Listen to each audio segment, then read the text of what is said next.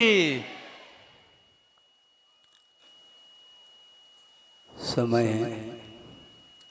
निरंतर आगे बढ़ रहा है और 2 बजे लगभग मंच पर आना हुआ और अभी 4:45 बज चुका है। आगे का भी कार्यक्रम है क्योंकि स्वास्थ्य हेतु अंतों की व्यवस्था की गई है, क्योंकि रात्रि भोजन का त्याग होता है। ये जैन धर्म में परंपरा ये चल रही है। आलोकित पान भोजन यह सूत्र में आया है और आप लोगों ने पर्युषण पर्व में इसको अच्छे ढंग से पढ़ा है, सुना है और अध्ययन भी किया है। वर्षा योग स्थापित होकर के 2.5 महीने हो चुके हैं और शेष कितना समय अवशिष्ट है आपको ज्ञात हो सकता है। लगभग 1.25 महीना शेष है। 25 अक्टूबर को दिवाली आपके सामने आएगी और निष्ठापन का कार्यक्रम भी हो जाएगा। लगभग 1 सप्ताह पूर्व आपके बीच में पर्युषण पर्व आया और उसका आनंद आप लोगों ने लिया है और हम लोगों ने भी लिया है। उसके पूर्व में ही यह सम्मान का आयोजन कमेटी ने भाव व्यक्त किए, किंतु कुछ कारणवशात आज वह घड़ी आई है और आप लोगों ने लगभग 2-2.5 घंटे तक उस कार्यक्रम को देखा और वो जो चिकित्सक आए थे उनका उत्साहवर्धन किया गया और करना चाहिए,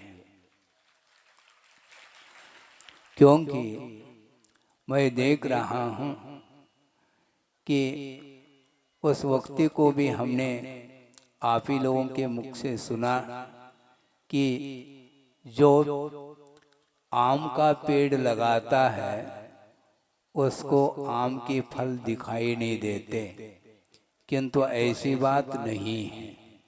हाँ, लगभग हमें ही 45-47 वर्ष हुए गुरुदेव के चरणों में रहते हुए, और उन्होंने विश्व के लिए जो प्रकाश दिया है उस प्रकाश में श्रवण संघ और श्रावक संघ सारे समर्पण भाव के साथ उनके कहे हुए मार्ग के अनुरूप चलने का पुरुषार्थ कर रहा है। और इसमें वस्तुतः जो जैन धर्म आपके सामने है, किंतु कहने के लिए जैन धर्म है, किंतु यह जैन शब्द अपने आप में जातिवाचक नहीं है, किंतु जो अपने इंद्रियों को और कर्मों को जीतता है उसका नाम जिन कहा है, और जिन के जो अनुयायी होते हैं उसका नाम जैन है। इसलिए यह व्यापक अहिंसा धर्म है, ये जातिवाचक नहीं है। काफी विश्व में फैला हुआ यह अहिंसा धर्म यह अनादिकाल से चला आ रहा है, क्योंकि अज्ञान के कारण संसारी प्राणी के अंदर हिंसा के भाव जागृत होते हैं और वह हित अहित का उसे ज्ञान नहीं होने के कारण वह दूसरे के ऊपर उपकार करने का भाव उसके अंदर नहीं आता और वह पशुओं का वध करके भी अपने जीवन को चलाना चाहता है। एक प्रसंग 2 मिनट के अंदर आपके सामने रख रहा हूँ। गुरुदेव के मुख से ही यह इस प्रसंग को सुना था कि कितनी कृतज्ञता है मनुष्य के अंदर कि जो पशु गाय बोलते हैं आप लोग, गाय हो अथवा भैंस हो, उसका दूध आप लोग मीठा मीठा ले लेते हैं, किंतु उसकी रक्षा की बात नहीं होती। बड़ी विडंबना है कि उसके लिए जो खाने के लिए दिया जाता है, सबको ज्ञात है, सूखा सूखा भूसा जिसको बोलते हैं, और उसको खा करके वो मीठा मीठा दूध देती है, और उसके माध्यम से आप लोगों का जीवन चल रहा है। उस भूसे के माध्यम से उसका जीवन नहीं चल रहा, किंतु उसके मीठे मीठे दूध ले करके उसका अनुपान करके आप लोगों का जीवन चल रहा है। किंतु लोभ एक ऐसा परिणाम है जिसके कारण अंधकार छा जाता है सामने, और उपकार के भाव उसके प्रति नहीं हो पाते, किसके? मनुष्य के। और गुरुदेव ने बड़े कारुणिक भाव से इस प्रसंग को रखा था। वह आउट ऑफ कंट्री का वह प्रसंग है। पशुओं का पालन हो रहा है ऐसा देखने में आता है, किंतु वस्तुतः पशुओं का पालन नहीं, उसके पीछे क्या भाव छुपा हुआ है आपके सामने आ रहा है। हजारों की संख्या में वह पशु हैं, और उसके लिए खाने के लिए क्या दिया जा रहा है? सोचो, विचार करो। शूकरों का मांस उसको खिलाया गया।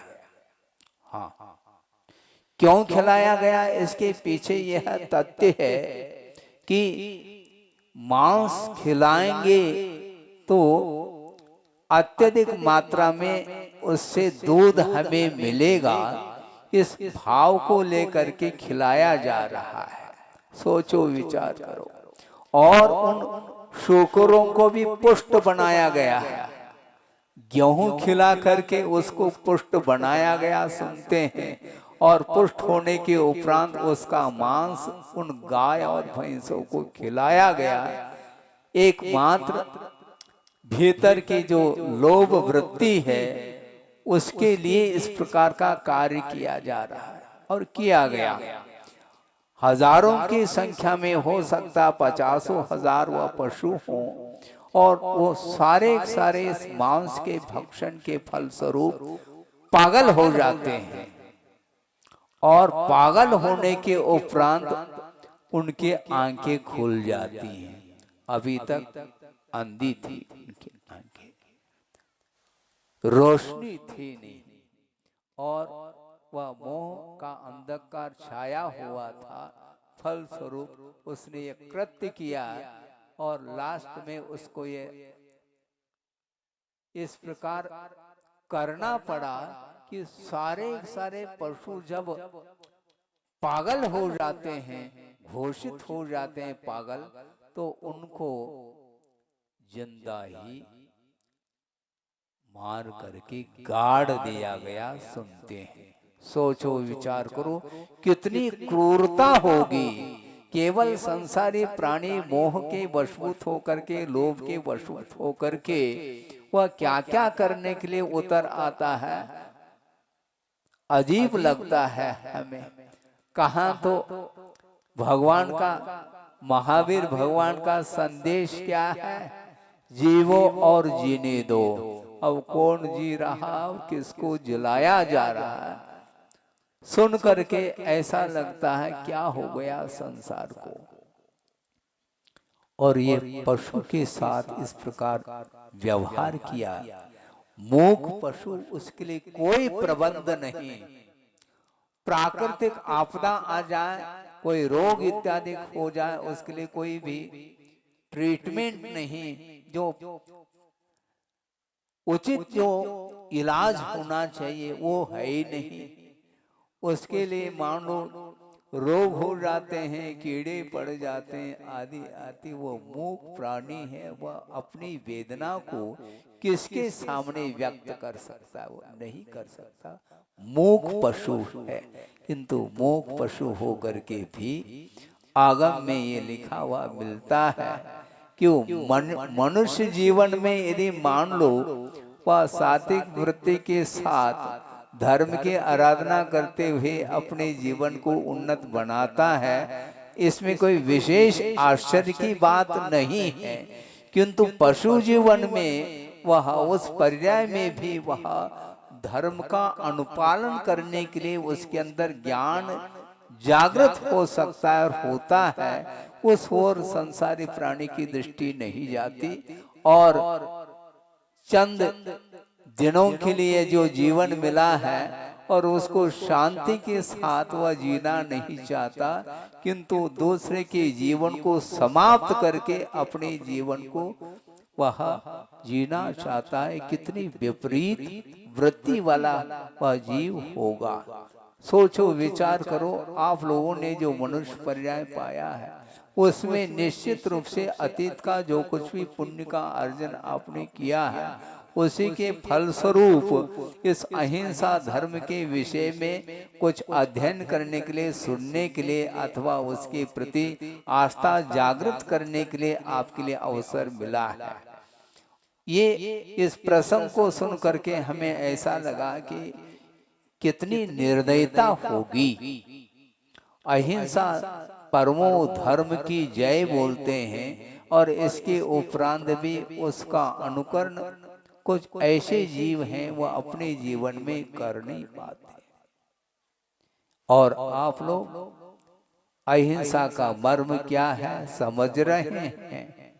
और 4 प्रकार का जो दान बताया गया है, आहार, औषध, अभयदान और उपकरण दान आदि, इसको पढ़ करके आज का यह प्रसंग ये औषध दान के अपेक्षा से आया है और डॉक्टरों के माध्यम से जो रोगी हैं, रुग्ण जो अवस्था में आए हुए जो पेशेंट मरीज हैं, उनका इलाज बहुत सुचारू रूप से सावधानी के साथ वो लोग कर रहे हैं और उसके माध्यम से वो अपने जीवन को धन्य मान रहे हैं। उनके लिए अपने जीवन में ये अवसर आया है और सारे जितने भी यहाँ पर डॉक्टर आए थे वो सारे गुरुदेव के प्रति समर्पण भाव को लेकर के आए थे। और ये भाग्योदय सामने जो खड़ा है वो देखते ही बनता है।